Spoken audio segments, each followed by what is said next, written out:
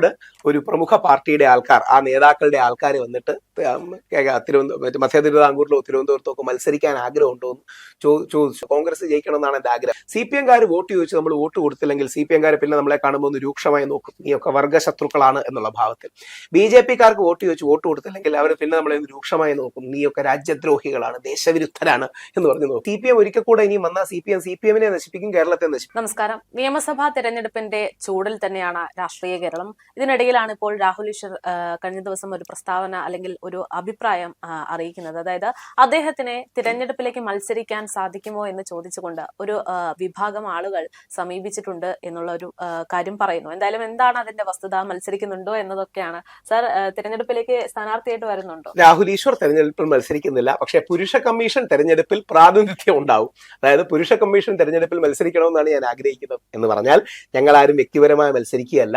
കോൺഗ്രസിന്റെയും BJP-യുടെയും കമ്മ്യൂണിസ്റ്റ് പാർട്ടിയുടെയും അല്ലെങ്കിൽ LDF-ന്റെയും UDF-ന്റെയും NDA-യുടെയും മുസ്ലിം ലീഗിന്റെ അടക്കം എല്ലാവരുടെയും ഭാഗത്തിന്റെ ഭാഗമായി അല്ലെങ്കിൽ ക്യാമ്പയിന്റെയും അജണ്ടയുടെയും ഭാഗമായി നമുക്ക് ഈ പുരുഷ കമ്മീഷൻ കൊണ്ടുവരണം.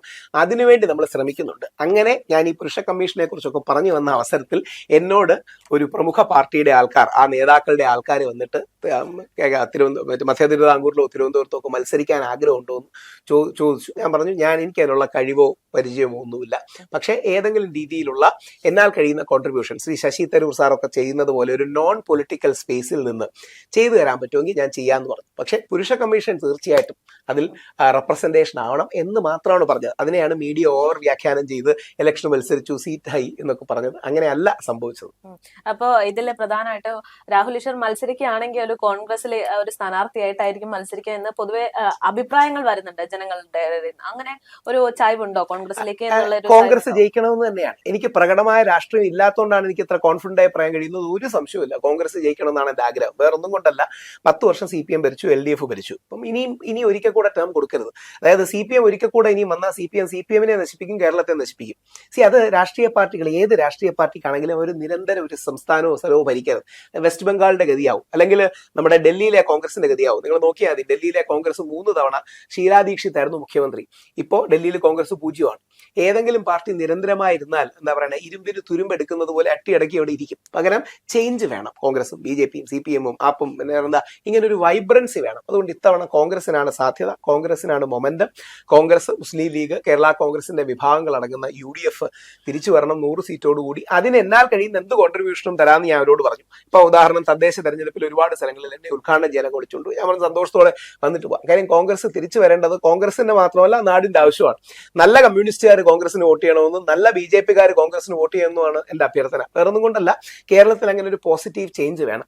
BJP ഇരിക്കുന്ന സുഹൃത്തുക്കൾ ഈ അതിബുദ്ധി കാണിച്ച് കോൺഗ്രസിനെ എതിർത്ത് CPM തിരിച്ചു വന്നു കഴിഞ്ഞാൽ കോൺഗ്രസ് തകരുകയും ആ സ്പേസിൽ BJP വളരുകയും ചെയ്യുമെന്നൊക്കെയുള്ളൊരു അതിബുദ്ധി കാണിക്കുന്നുണ്ട്. ഈ അതിബുദ്ധി എന്ന് പറയുന്നത് എന്നും തെറ്റായിരിക്കും. പകരം കോൺഗ്രസ് ആണ് തിരിച്ചു വരേണ്ടത്, UDF ആണ് തിരിച്ചു വരേണ്ടതെന്നുള്ള കാര്യത്തിൽ എനിക്ക് യാതൊരു സംശയവുമില്ല. ഇന്നിപ്പോ ഒരു CPM നേതാവ് BJP-യിലേക്ക് ചേരുന്നു. അതായത് BJP-ക്ക് വലിയൊരു മാറ്റം തിരുവനന്തപുരത്ത് പ്രത്യേകിച്ച് ഉണ്ടാകുന്നുണ്ട്. അങ്ങനെയുള്ള ഒരു സാഹചര്യത്തിൽ കോൺഗ്രസ് തിരിച്ചു വരും എന്ന് തോന്നുന്നുണ്ടോ? തിരുവനന്തപുരത്ത് മാത്രമാണ് ഇപ്പം BJP-യുടെ വോട്ട് ഷെയർ കുറഞ്ഞു. തിരുവനന്തപുരത്ത് പ്രത്യേകിച്ച് BJP എന്ന് പറയുന്നത് ഹിന്ദു കമ്മ്യൂണിറ്റിയിൽ റൂട്ടഡ് ആയ ഒരു പാർട്ടിയാണ്. പണ്ട് കോൺഗ്രസ് ആയിരുന്നു ഈ സ്പേസ് ഉണ്ടായിരുന്നത്. പണ്ട് കോൺഗ്രസ് ആയിരുന്നു ഹിന്ദു പാർട്ടി, അന്നത്തെ മുസ്ലിം ലീഗ് ആയിരുന്നു മുസ്ലിം പാർട്ടി, ഗാന്ധിജിയുടെ കാലത്ത് വരുന്നത്. പക്ഷെ പിന്നീട് കോൺഗ്രസിന് ഹിന്ദു വോട്ടുകൾ, പ്രത്യേകിച്ച് സവർണ ഹിന്ദു വോട്ടുകൾ ഒക്കെ മാറി.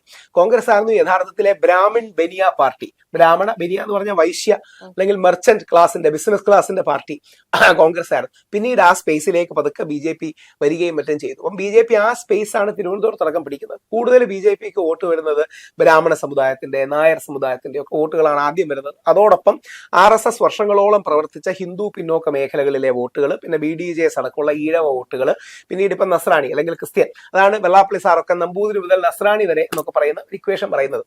കോൺഗ്രസ് യഥാർത്ഥത്തിൽ ആ സ്പേസ് ആണ് കേരളത്തിൽ ചെയ്യുന്നത്. അപ്പം കൂടുതൽ വിജയിക്കാൻ ചാൻസ് കോൺഗ്രസിനാണെന്ന് കണ്ടാൽ BJP-യോട് ഇപ്പൊ അടുത്ത് നിൽക്കുന്ന നായർ നസ്രാണി വോട്ടുകൾ അല്ലെങ്കിൽ നായർ ക്രിസ്ത്യൻ വോട്ടുകൾ വീണ്ടും നമ്മുടെ കോൺഗ്രസിലേക്ക് പോകും. ഈഴവ കമ്മ്യൂണിറ്റിക്ക് കൂടുതൽ റെപ്രസെന്റേഷൻ ഉള്ളതാണ് CPM-ന്റെ ഭരണം. അതാണ് വെള്ളാപ്പള്ളി സാറിന്റെ ആഗ്രഹം. ഒന്നെങ്കിൽ BJP ജയിക്കണം അല്ലെങ്കിൽ CPM ജയിക്കണം, കോൺഗ്രസ് ജയിക്കരുത് എന്ന് ആഗ്രഹിക്കുന്നതിന്റെ റീസൺ വെള്ളാപ്പള്ളി സാറിന് അതിൽ ഹോൾഡ് ഉണ്ടാവില്ല എന്ന് പറയുന്നുണ്ടാണ്. അപ്പൊ ഇതാണ് കേരളത്തിലെ ഒരു കമ്മ്യൂണിറ്റി ഇക്വേഷൻ. ഇത് ആത്മാർത്ഥമായി മനസ്സിലാക്കി നമ്മളൊരു ബാലൻസ് കണ്ടെത്തിയാൽ മതി. ഇത് പറയുന്നതിന്റെ അർത്ഥം എല്ലാവരും മതം നോക്കിയും ജാതി നോക്കിയും വോട്ട് ചെയ്യുമെന്നല്ല. പകരം 50% അങ്ങനെ മതവും ജാതിയും സ്വത്വവും ഐഡന്റിറ്റി പൊളിറ്റിക്സ് ആണ് പല ആൾക്കാരും ചെയ്യുന്നത്. 50% പോളിസി പൊളിറ്റിക്സും ഇൻഡിവിജ്വലിന്റെ കരിസ്മ, നമ്മളോടുള്ള വ്യക്തിബന്ധം, ക്യാമ്പയിന്റെ സ്ട്രെങ്ത്, അത്തരം കാര്യങ്ങൾ കൂടെ നോക്കിയാണ്. അതൊരു കോംപ്ലക്സ് കോമ്പിനേഷൻ ആണ്. ഇപ്പൊ ശശി തരൂർ വിശ്വ പൗരനാണ്, പക്ഷെ ശശി തരൂരിനെ എറണാകുളത്തോട് നിർത്തൂലല്ലോ. കാര്യം എറണാകുളത്ത് ലത്തീൻ കത്തോലിക്ക ക്രിസ്ത്യൻ വിഭാഗത്തിന് കൂടുതൽ ഡോമിനേഷൻ ഉള്ള സ്പേസ് ആണ്. മലപ്പുറത്ത് നിർത്തൂലല്ലോ, മലപ്പുറത്ത് മുസ്ലിം കമ്മ്യൂണിറ്റിക്ക് കൂടുതൽ ബേസ്ഡ് ആണ്. തിരുവനന്തപുരത്ത് അടക്കമുള്ള സ്പേസസിൽ വട്ടിയൂർക്കാവ് അല്ലെങ്കിൽ നായർ ഡോമിനേറ്റഡ് സ്പേസസിലാണ് കൂടുതൽ വരുന്നത്. ഇത് നമ്മൾ എല്ലാവർക്കും അറിയാം. നമ്മൾ മലയാളികളുടെ ഇന്ത്യക്കാരുടെ കുഴപ്പം എന്താ അറിയാമോ? എല്ലാവർക്കും സത്യം അറിയാം, എല്ലാവരും എന്നിട്ട് എല്ലാവരോടും കള്ളം പറയും. ഇതൊന്നും അല്ല എന്ന് പറയും. അങ്ങനെയല്ല. ഈ കമ്മ്യൂണിറ്റി ഈ പരിപാടിയാണ് ഗാന്ധിജിയും ചെയ്തിരുന്നത്. ഇതിനപ്പുറമൊന്നുമല്ല. നമ്മുടെ രാഷ്ട്രപിതാവായ ഈശ്വര തുല്യനായ അവതാര പുരുഷനായ ഗാന്ധിജിയും ചെയ്തിരുന്നത് ഈ കമ്മ്യൂണിറ്റി ബാലൻസിങ് ആണ്. അതായത് അന്നത്തെ കാലത്ത് ജിന്നയുടെ കീഴിലുള്ള മുസ്ലിം ലീഗ് സ്ട്രോങ് ആകുമ്പോഴാണ് ഗാന്ധിജി മൗലാന ആസാദിനെ കോൺഗ്രസിന്റെ പ്രസിഡന്റ് ആക്കുന്നത്, ഒരു മുസ്ലിമിനെ കോൺഗ്രസിന്റെ പ്രസിഡന്റ് ആക്കുന്നത്. അതിന്റെ കാരണം ഗാന്ധിജി അതിലൂടെ കൊടുക്കുന്ന മെസ്സേജ്, നിരീശ്വരവാദിയും മദ്യപിക്കുന്നവനും പന്നിയിറച്ചി കഴിക്കുന്നവനുമായ ജിന്നയാണ് നിങ്ങളുടെ പ്രസിഡന്റ്, പക്ഷെ ഞങ്ങളുടെ കോൺഗ്രസിന്റെ പ്രസിഡന്റ് വിശ്വാസിയും പരിശുദ്ധ ഖുറാൻ പണ്ഡിതനും മൗലാനയുമായ മൗലാന ആസാദ. ഈ ബാലൻസിൽ കാര്യങ്ങൾ കൊണ്ടുപോയാൽ, ആ ബാലൻസിൽ കൊണ്ടുപോകാൻ കൂടുതൽ സാധ്യത കോൺഗ്രസിനാണ്. BJPയിൽ രാജീവ് ചന്ദ്രശേഖർജി അടക്കം ആ ബാലൻസിന് ശ്രമിക്കുന്നുണ്ട്. അതുകൊണ്ടാണ് ഛത്തീസ്ഗഡിൽ പോയി കന്യാസ്ത്രീകളെ കണ്ടു. നല്ല കാര്യമാണ്, വലിയ കാര്യമാണ് ചെയ്യുന്നത്. ഇപ്പം രാജീവ് ചന്ദ്രശേഖർജി ഒരു പ്രസ്താവന ഉണ്ടായിരുന്നു, മുസ്ലിം ഭവനങ്ങളിലേക്ക് പോകുന്നില്ല, പക്ഷെ പോകുന്നു പറയുന്നത് ഈ സെക്കുലറായ ഹിന്ദുസിനെ കൂടെ കൂട്ടാനാണ്. പോയാൽ നല്ലതാണ് കേട്ടോ, പോയില്ലെങ്കിൽ പോലും പോകുമെന്ന് പറയുന്നത് നല്ലതാണ്, അത് വേറെ. പോയില്ലെങ്കിൽ പോലും കാര്യം നമ്മുടെ മുസ്ലിം സഹോദരങ്ങളുടെ മനസ്സിൽ ഒരുപാട് ഇൻസെക്യൂരിറ്റി ഉണ്ട്. അപ്പൊ അതുകൊണ്ട് തീർച്ചയായിട്ടും പോയില്ലെങ്കിൽ പോലും പോകുന്നു എന്ന് പറയുന്നത് നല്ലതാണ്. ഇനിയും പോവുകയാണെങ്കിലും നല്ലതാണ്. അബ്ദുൽ സലാം സാറൊക്കെ BJPയോടൊപ്പം ഉണ്ട്, വളരെ നല്ല, വളരെ പ്രഗത്ഭനായ എഡ്യൂക്കേഷനിസ്റ്റ് ആണ്. അപ്പം കോൺഗ്രസ് ആണെങ്കിലും BJP ആണെങ്കിലും ഒരു സിമിലർ സ്പേസ് ആണ്. പക്ഷെ തൽക്കാലം കേരളത്തിൽ 27 മുതൽ 29% വരെ മുസ്ലിം കമ്മ്യൂണിറ്റി ആയതുകൊണ്ടും ആ മുസ്ലിം കമ്മ്യൂണിറ്റി കൂടുതൽ കോൺഗ്രസിന് വോട്ട് ചെയ്യും, BJPയേക്കാൾ വോട്ട് ചെയ്യും എന്നുള്ളത് കൊണ്ടും കോൺഗ്രസ് നോക്കുന്ന ഇക്വേഷൻ നായർ, ക്രിസ്ത്യൻ, മുസ്ലിം, അതോടൊപ്പം കോൺഗ്രസിന് സമാഹരിക്കാൻ കഴിയുന്ന ഈഴവ, ഹിന്ദു പിന്നോക്ക വോട്ടുകൾ. ഇതാണ് ഓണസ്റ്റ്ലി ഇക്വേഷൻ. എല്ലാവർക്കും അറിയുകയും ചെയ്യാം. ഒന്നും അല്ലാഞ്ഞിട്ട് ആകാശത്തെ അന്യഗ്രഹ ജീവികൾ വോട്ട് ചെയ്യുമെന്ന് പറയുന്നു. ഇതാണ് ഇതിന്റെ സത്യസന്ധമായ കാര്യം. അതുകൊണ്ട് കോൺഗ്രസ് തിരിച്ചു വരുന്ന ഒരു ബാലൻസ് ക്രിയേറ്റ് ചെയ്യുന്നതാണ് നല്ലത് എന്നാണ് ഞാൻ വിശ്വസിക്കുന്നത്. ഈ കോൺഗ്രസ് തിരിച്ചു വരണം എന്നുള്ള ഒരു ആഗ്രഹം പ്രകടിപ്പിച്ച ഒരുപാട് ബൈറ്റുകൾ ഞാൻ ശ്രദ്ധിച്ചു. പക്ഷെ അതിനിടയിലൊക്കെ ചോദിക്കുന്ന ഒരു ചോദ്യം, നമുക്കറിയാം കുറച്ച് ദിവസങ്ങൾക്ക് മുമ്പ് ജയിലിലൊക്കെ ആയിരുന്നു. അതായത് രാഹുൽ മാങ്കൂട്ടത്തിന് പകരമാണോ രാഹുൽ ഈശ്വർ മത്സരിക്കാൻ പോകുന്നത് എന്നുള്ളൊരു ചോദ്യമുണ്ട്. അല്ല, രാഹുൽ മാങ്കൂട്ടത്തിൽ പ്രഗത്ഭനായ ഒരു രാഷ്ട്രീയ നേതാവാണ്. എനിക്കങ്ങനെ രാഷ്ട്രീയ പ്രാക്ടിക്കൽ പൊളിറ്റിക്സിൽ പരിചയമില്ലാത്തൊരു വ്യക്തിയാണ്. ഞാൻ കൂടുതൽ പോളിസി, ഇന്റർവെൻഷൻസ്, നിയമം, അങ്ങനത്തെ കാര്യങ്ങളുള്ള ആളാണ്. രാഹുൽ പാലക്കാട് മത്സരിക്കുന്നതിന് പാലക്കാട് ഇക്വേഷൻ നമ്മൾ അറിഞ്ഞിരിക്കണം. പാലക്കാട് എന്റെ ഓർമ്മ ശരിയാണെങ്കിൽ 27 മുതൽ 30% വരെ നമ്മുടെ മുസ്ലിം കമ്മ്യൂണിറ്റി വോട്ടാണ്. ഷാഫി പറമ്പിലിന്റെ മഹത്വം എന്ന് പറഞ്ഞത് ഷാഫി പറമ്പിൽ എൻ മാസേ അത് തിരുവിതാംകൂർ നായരായ രാഹുൽ മാങ്കൂട്ടത്തിലേക്ക് മാറ്റി എന്നുള്ളതാണ്. അത് വലിയൊരു ഇക്വേഷനാണ്. രാഹുൽ മാങ്കൂട്ടത്തിൽ നായരാണെന്ന് രാഹുൽ മാങ്കൂട്ടത്തിൽ തിരിച്ചറിവുണ്ടോ എന്ന് എനിക്ക് സംശയമാണ്. കാര്യം രാഹുൽ മറ്റേ നെഹ്റുവിയൻ മതേതര ലൈൻ എടുക്കുന്ന ആളാണ്. ഇപ്പൊ NSSന്റെ പരിപാടിക്കൊക്കെ പോയി, നല്ല കാര്യം. അതിൽ യാതൊരു തെറ്റുമില്ല. ഇത് രണ്ട് ലൈനാണ്. ഞാനും രാഹുലും നേർ വിപരീതമായ രാഷ്ട്രീയമാണ്. രാഹുൽ മറ്റേ നെഹ്റുവിയൻ സെക്കുലർ ആണ്, ഞാൻ ഗാന്ധിയൻ ബഹുസ്വരവാദിയാണ്. രാഹുൽ മതേതരവാദിയാണ്, ഞാൻ മതസൗഹാർദ്ദവാദിയാണ്, ഹിന്ദു ആക്ടിവിസ്റ്റ് ആണ്. അപ്പോൾ രാഹുലിന്റെ സ്പേസ് വേറെയാണ്, എന്റെ സ്പേസ് വേറെയാണ്. പക്ഷെ രാഹുൽ അടക്കമുള്ളവർക്ക് അനീതിയാണ് സംഭവിച്ചത്. രാഹുലിനെ കള്ളക്കേസിൽ കൊടുക്കുകയായിരുന്നു, വ്യാജ പരാതി രാഹുലിനെതിരെ കൊടുക്കുകയായിരുന്നു, രാഹുലിനെതിരെ മാധ്യമ വേട്ടയാടൽ ഉണ്ടായി. അതുകൊണ്ടാണ് രാഹുൽ മാങ്കൂട്ടത്തിനൊപ്പം നിന്നത്. കണ്ടിരുന്നോന്നറിയില്ല, ഒരു കൗതുകം കൂടെ പറയാം. രാഹുലും ഞാനുമാണ് കോൺഗ്രസിലെ ഏറ്റവും എന്നെ എതിർക്കുന്ന, എന്നെ ആക്രമിക്കുന്ന വ്യക്തി രാഹുൽ മാങ്കൂട്ടത്തിലാണ്. അതായത് ഞാനും രാഹുൽ മാങ്കൂട്ടത്തിലും മുസ്ലിം ലീഗിന്റെ ചരൽക്കുന്ന് ക്യാമ്പിൽ ഒരുമിച്ചുണ്ടായിരുന്നു. വേദിയിൽ വെച്ച് പരസ്യമായി, നമ്മുടെ ഈ പ്രശ്നം നടക്കുന്നതിന് മുമ്പാണ്, രാഹുൽ മാങ്കൂട്ടത്തിൽ പറഞ്ഞു, രാഹുൽ ഈശ്വർ ഇന്ത്യൻ ഫാസിസത്തിന്റെ ചിരിക്കുന്ന മുഖമാണ്. ഏഷ്യാനെറ്റിലെ വിനുവി ജോണിന്റെ പരിപാടിയിൽ രാഹുൽ മാങ്കൂട്ടത്തിൽ പറയുകയും കോൺഗ്രസിന്റെ ഒഫീഷ്യൽ ഹാൻഡിലുകളിൽ എടുത്തിടിക്കുകയും ചെയ്തൊരു സാധനമാണ്, നോർത്ത് ഇന്ത്യയിൽ അർണബ് ഗോസ്വാമി പോയിസൺ ആണ്, രാഹുൽ ഈശ്വർ കേരളത്തിൽ സ്ലോ പോയിസൺ ആണ്, സൗത്ത് ഇന്ത്യയിലെ സ്ലോ പോയിസൺ ആണ് എന്നൊക്കെ പറഞ്ഞിരുന്നുണ്ട്. ആശയപരമായ അഭിപ്രായ വ്യത്യാസമല്ലേ, ഇരുമ്പൊലൊക്കെ ഒന്നുമല്ലോ, എടുത്ത് അടിച്ചു കൊല്ലാവൊന്നും പോണില്ലല്ലോ. ഈ ആശയ വ്യത്യാസം എന്നും ഉണ്ടാവും. ഇനി ഒരു കൗതുകം പറയാം. ഞങ്ങൾ ഇത്രയും ബുദ്ധിമുട്ടി കൊണ്ടുവന്ന ഈ മെൻസ് കമ്മീഷൻ ഉണ്ടല്ലോ, മെൻസ് കമ്മീഷനെ ഏറ്റവും ശക്തമായി എതിർത്തതും തടഞ്ഞ ആളും രാഹുൽ മാങ്കൂട്ടത്തിലാണ്. ഇത്രയും കോൺഫിഡന്റ് ആയി ഞാൻ പറയുന്നതിന്റെ റീസൺ എന്താ അറിയോ? ഇത് രാഹുൽ മാങ്കൂട്ടത്തിൽ എന്നോട് പറഞ്ഞു. അതായത് നമ്മുടെ MLA എൽദോസ് കുന്നപ്പള്ളി, പെരുമ്പാവൂരിലെ MLA എൽദോസ് കുന്നപ്പള്ളി സ്വകാര്യ ബില്ലായി കൊണ്ടുവരികയും നമ്മുടെ സ്പീക്കർ ഷംസീർ അദ്ദേഹത്തിന് അനുമതി കൊടുക്കുകയും ചെയ്തത് അവതരിപ്പിക്കുന്ന അവതരിപ്പിക്കുന്നതിന്റെ തലേ ദിവസമാണ് ശ്രീ വി ഡി സതീശൻജി വിളിച്ച് അത് ബ്ലോക്ക് ചെയ്തതും കോൺഗ്രസിനുള്ളിൽ അവതരിപ്പിക്കാൻ പറയുന്നത് എന്ന് പറഞ്ഞാൽ തൽക്കാലം അവതരിപ്പിക്കേണ്ട അത് ഭംഗിവൽക്കരിച്ച് പറയുകയാണ്. അപ്പോൾ രാഹുൽ മാങ്കൂട്ടത്തിലോട് ഇത് പറഞ്ഞപ്പോൾ രാഹുൽ മാങ്കൂട്ടത്തിൽ എന്നോട് പറഞ്ഞു, ഞാനാണ്, അതായത് രാഹുൽ മാങ്കൂട്ടത്തിലാണ് വി ഡി സതീശനെ സ്വാധീനിച്ച് ആ തീരുമാനം എടുപ്പിക്കാനുള്ള ഏറ്റവും വലിയ ഫാക്ടറായി നിന്നത്. കാര്യം രാഹുൽ ഇവിടുത്തെ ലെഫ്റ്റ് ലിബറൽ പ്രോഗ്രസീവ് ലെഫ്റ്റ് അല്ല, CPM ലെഫ്റ്റ് അല്ല, വിശാല ഇടത് പുരോഗമന നെഹ്റൂവിയൻ സെക്കുലർ ചിന്താധാരയിൽ വരുന്ന ഒരാളാണ്. ഇത് കുറെ കൂടെ right leaning family oriented conservative എന്ന് പറയുന്ന ഒരു പോളിസിയാണ്. അപ്പൊ അതിനെ എതിർത്ത ആൾ രാഹുലാണ്. അപ്പൊ ഞങ്ങളുടെ സ്പേസസ് വളരെ വ്യത്യാസമാണ് എന്ന് പറഞ്ഞ് ഞങ്ങൾ മാസങ്ങളോളം പണിപ്പെട്ട കാര്യമാണ് രാഹുൽ ബ്ലോക്ക് ചെയ്തത്. രാഹുലിനെതിരെ നാളെ ഒരു കള്ളപ്പരാതി വരുമ്പോൾ ഞാൻ എന്ത് പറയണം? അവൻ അനുഭവിക്കട്ടെ എന്ന് പറയണം. നമ്മുടെ നാട്ടിലെ ആശയപരമായുള്ള അഭിപ്രായ വ്യത്യാസമല്ലേ, വ്യക്തിപരമായ വിരോധമായിരുന്നു. ഇത്രയേ ഉള്ളൂ. രാഷ്ട്രീയം ആശയ അഭിപ്രായ വ്യത്യാസം വ്യക്തിവിരോധമായി മാറരുത്. അതുപോലെ തന്നെ ഇപ്പോ മെൻസ് കമ്മീഷന്റെ കാര്യം പറഞ്ഞുകൊണ്ട് പറയാണ്, പൊതുവെ ഉയരുന്ന ഒരു അഭിപ്രായമുണ്ട്. അതായത് മെൻസ് കമ്മീഷൻ എന്ന് പറയുന്ന ഒരു ആശയം നല്ലതാണ്, പക്ഷെ നിലവിലത്തെ സാഹചര്യത്തിൽ മെൻസ് കമ്മീഷൻ ഒരു അംഗീകാരം ലഭിക്കാത്തത് കാണുമ്പോൾ സ്വാഭാവികമായിട്ടും പുരുഷന്മാർക്കെതിരെ ഒരു പരാതി വരുമ്പോൾ ആ പരാതി എന്തെങ്കിലും ആയിക്കോട്ടെ, പക്ഷെ പുരുഷന്മാർക്കെതിരെയാണെങ്കിൽ മാത്രം സംസാരിക്കുക എന്നുള്ള ആറ്റിറ്റ്യൂഡിലേക്ക് കാര്യങ്ങൾ പോകുന്നുണ്ടോ എന്നൊരു സംശയമുണ്ട്. ഞങ്ങളാണ്, അല്ലെങ്കിൽ നമ്മുടെ കേരളത്തിലാണ് ആദ്യമായിട്ട് ഒരു പുരുഷ കമ്മീഷൻ ബില്ല് ഡ്രാഫ്റ്റ് ചെയ്തത് എൽദോസ് കുന്നപ്പള്ളി.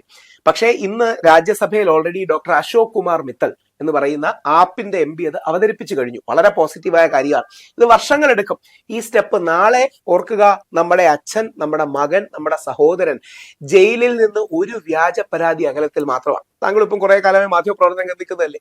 ഉമ്മൻചാണ്ടി സാറിനെ വേട്ടയാടി, ഈ പറയുന്ന ആരെങ്കിലും ഉമ്മൻചാണ്ടി സാറിനെ സപ്പോർട്ട് ചെയ്തു? നിവിൻ പോളിയെ വേട്ടയാടുമ്പോ, ഉമ്മൻചാണ്ടിയെ വേട്ടയാടുമ്പോ, ദിലീപിനെ വേട്ടയാടുമ്പോ, സിദ്ദിഖ് സാറിനെ വേട്ടയാടുമ്പോ, ഉമർ ലുലുവിനെ വേട്ടയാടുമ്പോ, ഇടവേള ബാബുച്ചേട്ടനെ വേട്ടയാടുമ്പോ ആരും ഇല്ല ഇവരെ സപ്പോർട്ട് ചെയ്യാൻ. എന്തുകൊണ്ടാ? കാര്യം പുരുഷന് വേണ്ടി പറയുന്നത് എന്തോ മോശമാണ് എന്നുള്ള ചിന്ത. അതിനെതിരെയാണ് നമ്മുടെ ഈ പ്രതിരോധം. തിരിച്ചും ഇതും മിസ്യൂസ് ചെയ്യപ്പെടരുത്. ഏതെങ്കിലും ജനുവിനായ സ്ത്രീയുടെ ജനുവിനായ പരാതി വന്നാൽ അതൊരിക്കലും ഇത് കാരണം തടയപ്പെടരുത്. അതുകൊണ്ട് ഇതിന് ചെക്സ് ആൻഡ് ബാലൻസസ് വെച്ചിട്ടുണ്ട്. ഇതിൽ തന്നെ സ്ത്രീ മെമ്പർ ഉണ്ട്. അങ്ങനെ പല കാര്യങ്ങളും ചെയ്തിട്ടുണ്ട്. അങ്ങനെ ഒരു പോസിറ്റീവ് സ്റ്റെപ്പുമായി ഇത് മുമ്പോട്ട് പോകണമെന്നുള്ളതാണ് ആഗ്രഹിക്കുന്നത്. അങ്ങനത്തെ കാര്യങ്ങൾ, ഉദാഹരണം, ഞാനായിരുന്നു യുവജന കമ്മീഷന്റെ state coordinator, youth defence force എന്നായിരുന്നു അതിന് പേരിട്ടത്. ഇപ്പോഴും ആ പേരാണ് ഗവൺമെന്റ് ഉപയോഗിക്കുന്നതെന്നാണ് ഞാൻ മനസ്സിലാക്കുന്നത്. യുവജന കമ്മീഷൻ പോലെ, മനുഷ്യാവകാശ കമ്മീഷൻ പോലെ, വനിതാ കമ്മീഷൻ പോലെ ഒരു മെൻസ് കമ്മീഷനോ ദേവസ്വം ബോർഡോ അത്തരം കാര്യങ്ങളിലാണ് എനിക്ക് കൂടുതൽ താല്പര്യം. അപ്പോൾ എന്നാൽ കഴിയുന്ന വിധം കോൺഗ്രസിനെ സപ്പോർട്ട് ചെയ്യാനും, കോൺഗ്രസ്, മുസ്ലിം ലീഗ്, കേരള കോൺഗ്രസ്, UDF സംവിധാനങ്ങളെ സപ്പോർട്ട് ചെയ്യാനും ആഗ്രഹിക്കുന്ന ഒരു വ്യക്തിയാണ്. അത് എനിക്ക് വ്യക്തിപരമായ ഒരു ഇഷ്ടമുള്ളതുകൊണ്ട് മാത്രമല്ല, അടുത്ത തവണ കൂടി കോൺഗ്രസ് UDF വന്നില്ലെങ്കിൽ കോൺഗ്രസിന്റെ തകർച്ചയിലേക്കും കേരളത്തിന്റെ തകർച്ചയിലേക്കും CPMന്റെ തകർച്ചയിലേക്കും അത് പോകുന്നുള്ളൂ. ഇവിടെ ഇപ്പോ സാധാരണഗതിയിൽ കേരളത്തിലെ UDF LDF എന്നുള്ളതാണ് ജനങ്ങൾ നോക്കുന്നതും പ്രതീക്ഷിക്കുന്നതും കാത്തിരിക്കുന്നതും. പക്ഷെ ഇപ്പൊ അതൊക്കെ മാറി UDFും NDAയും തമ്മിലാണ് ഒരു മത്സരം എന്നുള്ള രീതിയിലേക്കല്ലേ കാര്യങ്ങൾ പോകുന്നത്. പാൻ കേരള BJPക്കും NDAക്കും ആ പ്രസൻസ് ഇല്ല. അതായത് തിരുവനന്തപുരം അടക്കമുള്ള ചില സ്ഥലങ്ങളിൽ, തിരുവനന്തപുരം, പാലക്കാട് അടക്കമുള്ള ചില സ്ഥലങ്ങളിലാണ് ആ ഡോമിനേഷൻ ഉള്ളത്. അതായത് BJPക്ക് ഇപ്പം കിട്ടുന്നത്, BJPക്ക് ഇപ്പം ഒരു 15-20 വർഷം മുമ്പ് നോക്കുകയാണെങ്കിൽ പ്രധാനമായിട്ട് ഈ ബ്രാഹ്മിൺ കമ്മ്യൂണിറ്റിയുടെയും തമിഴ് ബ്രാഹ്മിൺ കമ്മ്യൂണിറ്റിയുടെയും സവർണ ഹിന്ദു വോട്ടുകളായിരുന്നു പ്രധാനമായി കിട്ടിയിരുന്നത്. പക്ഷെ മോദിജിയൊക്കെ വന്നതിന് ശേഷം അദ്ദേഹം പ്രത്യേകിച്ചൊരു OBC വിഭാഗത്തിൽ നിന്ന് വരുന്ന വ്യക്തി കൂടെയാണ്. അതങ്ങനെ ആയിട്ട് പറയല്ല, മോദിജി എന്താ പറയുക, അത് ഹൈലൈറ്റ് ചെയ്ത് പറയുന്നതുകൊണ്ട് പറയുന്നതാണ്. അതായത് ഒരു പാൻ ഹിന്ദു ഐഡന്റിറ്റിയാണ് BJPയുടെ രാഷ്ട്രീയം. അപ്പോൾ അതിനൊരു ഹിന്ദുത്വമുണ്ട്. ആ ഹിന്ദുത്വം മാറ്റി നല്ല pan Hindu identity plus Hindu Muslim ഐക്യം എന്ന് പറയുന്നതാണ് ഗാന്ധിയുടെ രാഷ്ട്രീയം. ഇത്ര വ്യത്യാസമുള്ളൂ. സംഘരാഷ്ട്രീയവും മഹാത്മാഗാന്ധിയുടെ രാഷ്ട്രീയവും ഇത്ര വ്യത്യാസമുള്ളൂ. മഹാത്മാഗാന്ധി ഹിന്ദു ആക്ടിവിസ്റ്റ് ആണ്, സംഘവും ഹിന്ദു കമ്മ്യൂണിറ്റി പ്രവർത്തിക്കുന്നതാണ്. മഹാത്മാഗാന്ധി ഒരു കയ്യിൽ ഹിന്ദു യൂണിറ്റി, മറ്റു കയ്യിൽ ഹിന്ദു മുസ്ലിം യൂണിറ്റി പറഞ്ഞു. RSSകാർ അത്രയും സ്ട്രോങ് ആയി പറയുന്നില്ല. ഇത്ര മാത്രമേ വ്യത്യാസമുള്ളൂ. അപ്പോൾ BJPക്ക് തിരുവനന്തപുരം അടക്കമുള്ള സ്പേസസിൽ, തിരുവനന്തപുരത്ത് കൂടുതൽ നായർ കമ്മ്യൂണിറ്റിയുടെ ഒക്കെ റെപ്രസെന്റേഷൻ സ്ട്രോങ് ആയി വരുന്ന സ്പേസസ് ആണ്.